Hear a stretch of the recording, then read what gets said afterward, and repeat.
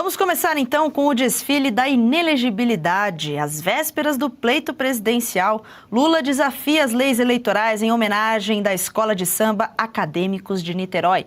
Com direito ao palhaço Bozo atrás das grades, também tiveram evangélicos enlatados em conserva, fantasias vermelhas com a estrela do PT em destaque. Olha só o vídeo para vocês, o palhaço Bozo ali atrás das grades, até Michel Temer tomando a faixa presidencial de Dilma Rousseff. A Sapucaí se transformou num palanque político na noite do último domingo, e quem traz esses detalhes para nós é a nossa repórter Berenice Leite, que já está aqui no telão.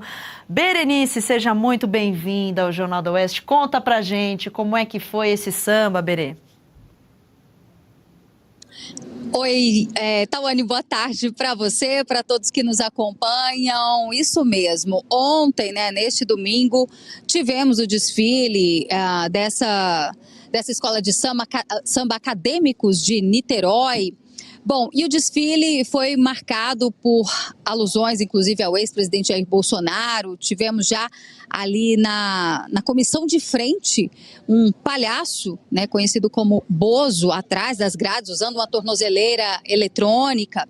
E o presidente Lula estava presente no desfile. Inicialmente ele estava no camarote do governo do Rio de Janeiro, não como vários políticos e empresários, a exemplo ali do banqueiro André Esteves, que sempre teve sua imagem associada ao Partido dos Trabalhadores, entre outros políticos. Pelo menos 7 ministros do governo Lula estavam também no camarote, claro, a primeira-dama Janja da Silva. E Lula, no momento do desfile que o homenageava, desceu ali na passarela da Sapucaí, ficou bem próximo à segunda ala da bateria da Acadêmicos do Niterói. É uma escola de samba que está estreando, inclusive, nas escolas especiais, que é a chamada elite do carnaval, e que foi patrocinada pelo Ministério da Cultura, dinheiro público do pagador de impostos, financiando, então, essa homenagem ao presidente Lula, que já na semana passada foi alvo de várias ações, A escola de samba foi alvo de várias ações judiciais, liminares, que foram negadas por parte do Tribunal Superior Eleitoral. E a própria presidente do TSE, a ministra Carmen Lúcia, disse que ia esperar acontecer para daí configurar, possivelmente configuraria crime eleitoral, pré-campanha antecipada. Mas vale lembrar que a manifestação, ela já foi ali sentida, principalmente pela oposição. Não só políticos de direita repudiaram o que aconteceu no dia de ontem, ainda mais financiado com dinheiro público. A ex-primeira-dama Michele Bolsonaro também se manifestou nas redes sociais, e ela lembrou que quem foi preso por corrupção foi o presidente Lula. Abre aspas aqui para o que disse na postagem: só para registrar um fato histórico, quem foi preso por corrupção foi Luiz Inácio Lula da Silva. E isso é registro judicial e não opinião. Outros também repudiaram, a exemplo do filho Flávio Bolsonaro, o senador Flávio Bolsonaro. E a gente tem também aqui que deixar registrado que não foi só isso, a alegoria ali do carro principal, o abre-alas, digamos assim, fazendo alusão ao ex-presidente Jair Bolsonaro, que ele está preso, como também citaram ali referências à anistia. Tivemos também a imagem do Michel Temer, como se ele estivesse retirando a faixa de Dilma Rousseff, tudo isso, fora a estrela do PT emblemática, que também estava ali nesse carro alegórico. E vale lembrar que aqui a oposição não vai deixar passar batido, viu, Tawane? O deputado Nicolas Ferreira, ele já tuitou, inclusive, dizendo o seguinte: que o TSE sempre foi tão rigoroso, mas preferiu fingir que o desfile com propaganda explícita ao Lula na Marquês de Sapucaí não foi propaganda eleitoral antecipada, mas sim cultura. Enquanto isso, Bolsonaro segue inelegível por muito menos. Sob o pretexto de cultura, vimos dinheiro público federal financiar um verdadeiro desfile comício em rede nacional. Teve enredo, alegorias e transmissão exaltando o presidente e os programas de governo governo surreal. O deputado disse ainda que, diante disso, vai protocolar uma representação no Ministério Público por improbidade administrativa contra Lula e a escola de samba beneficiada. E deixou registrado também que, se houver registro de candidatura de Lula para presidente, que ele vai ingressar com uma AIG por abuso de poder político e econômico. E reitera dizendo que o Brasil acordou, vamos para cima. Tá aí, então, essa é a manifestação do deputado Nicolas Ferreira.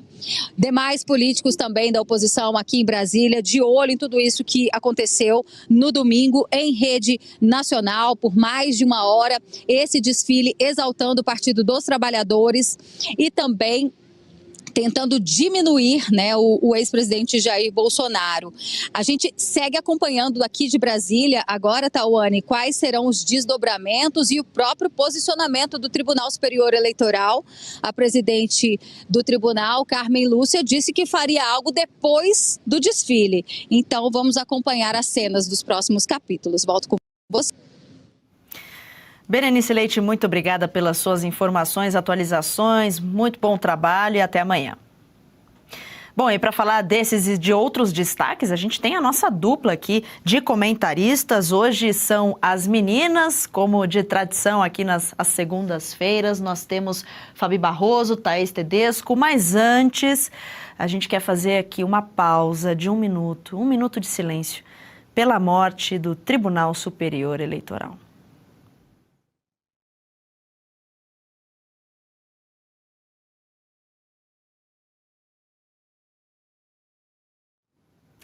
Pois é, voltamos então. Tá feito aí um minuto de silêncio, Fabi Barroso. Seja muito bem-vinda ao Jornal da Oeste, segunda edição. Fabi, Berenice trouxe os destaques aí. Teve muita coisa nesse samba enredo, mas teve também coisa que faltou, Fabi. Eu quero que você comece dizendo o que será que faltou nesses carros alegóricos.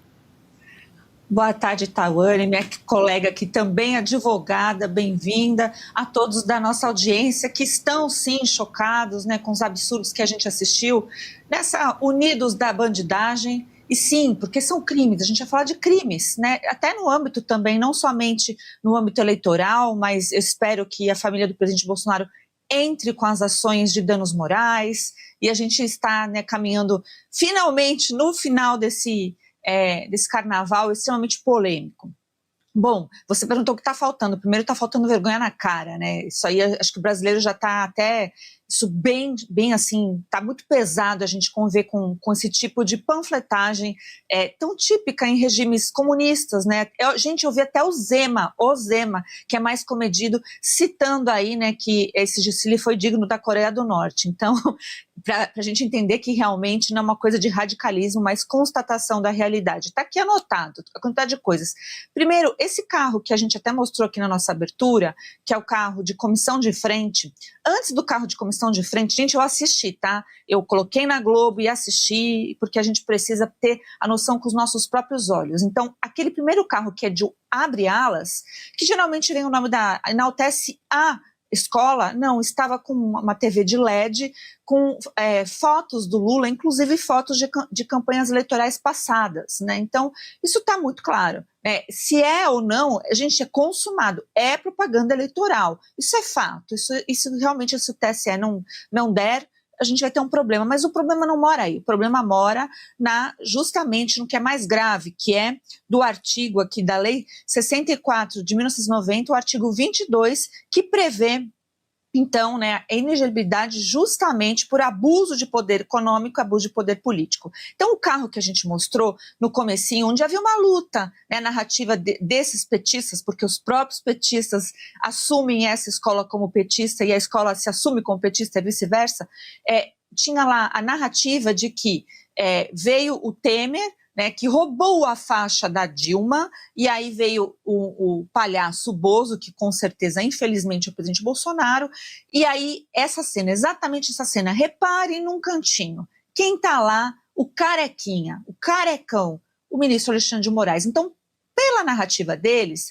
o carcereiro, né, da lenda contada aí por eles, é o ministro Alexandre de Moraes. Então, o o Bolsonaro, né, estaria preso por conta do ministro Alexandre de Moraes. Gente, isso é a constatação que o próprio PT ele é antidemocrático, ele não considera a questão aí de que a Dilma realmente foi empichada por razões legais, um processo pelo devido processo legal, e não considera então que o presidente Bolsonaro foi julgado e condenado, infelizmente, por suposta tentativa de golpe de Estado por um primeira turma. Não, para eles é o Alexandre de Moraes que o condenou. Estranhamente eu também acho isso, mas é exatamente antidemocrático, não é? Aí a gente continua nesse desfile. A gente teve 1 milhão, então, constatado da Embratur, e a mídia, aquela mídia, a imprensa, né, aquela militante, ela está tentando desvirtuar o comentário, falando o seguinte: todas as escolas receberam 1 milhão, então não há problema. Não. Há problema não é no campeonato da Liesa,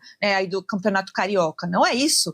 O problema é no âmbito eleitoral. Todos os outros candidatos terão, então, a exibição de mais de 1 hora, em horário nobre, com 1 milhão da Embratur, para falar da sua própria campanha, porque foi falada a campanha, foi falada da jornada 6x1, foi falado aí sem anistia. Isso não é do passado do Lula, isso são bandeiras do presente, são bandeiras definitivamente da eleição, né, do presidente Bolsonaro.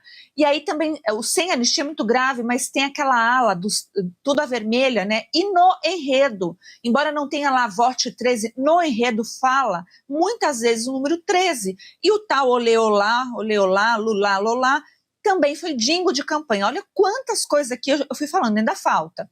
E aí a gente tem já as reações, né? Vamos falar delas já, vou emendar aqui no comentário, ficar grande, mas diante de tantos absurdos é necessário. Que nós temos a AIGE, que é Ação de Investigação da Justiça Eleitoral. Essa ação, ela pode ser proposta assim que houver o registro da candidatura. Então, nós teremos pelo PL, nós teremos pelo Partido Novo e provavelmente de outros partidos, né, aí, mas esses dois já são fundamentais. Justamente falando tudo isso que eu estou dizendo e exigindo a elegibilidade do candidato Lula. E também, se eles forem espertos, pode até puxar para o Eduardo Paes, que também estava ali.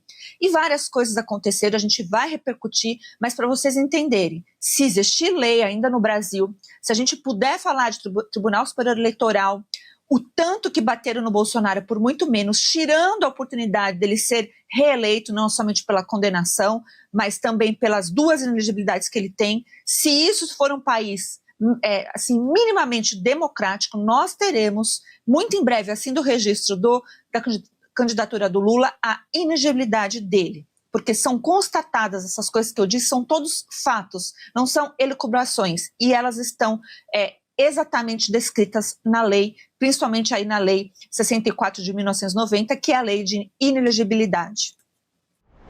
Gostou do conteúdo que viu por aqui no canal da Revista Oeste? Compartilhe e deixe o seu like.